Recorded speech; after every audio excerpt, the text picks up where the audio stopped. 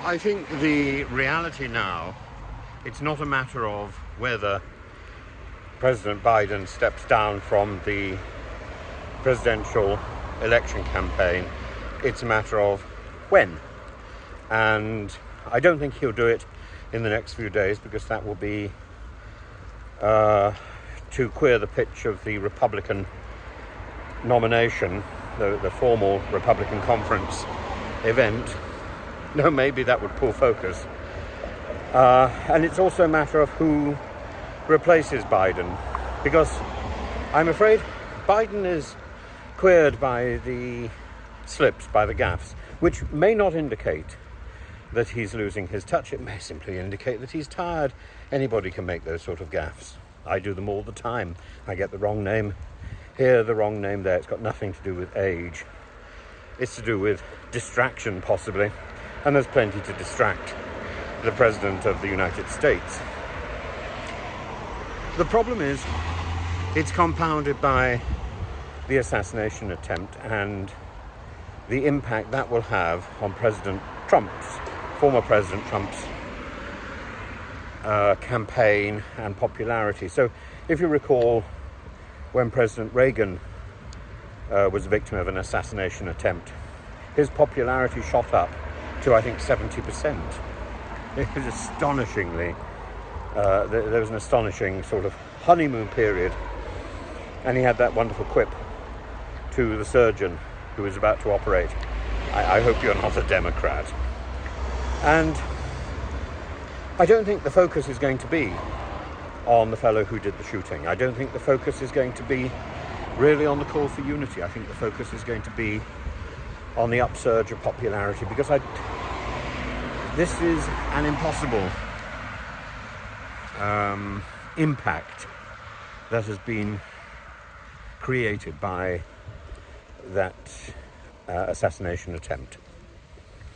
Now, the fact that Biden has also indulged in negative campaigning, as has Trump, but the fact that Biden has indulged in negative campaigning, and the fact that there's been an assassination attempt, also soils Kamala Harris's options as a presidential candidate in her own right. And therefore, I think if Biden is to step aside, another entirely different candidate needs to come along. It could be George Clooney.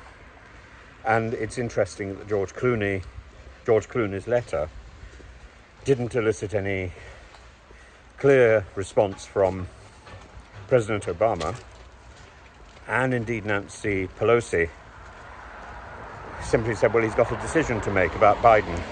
She should have said, no, Biden has my vote. I'm absolutely behind him. That's not what she said. The impression is that people are holding their breath and hoping Biden will do the right thing or do something. But in the meantime, looking as supportive as they can, they know that Biden cannot win. And is the United States in a position where it's conceding to Trump, who will then pardon all the people who have been involved in the January the 6th riots? This is to condone violence in politics. And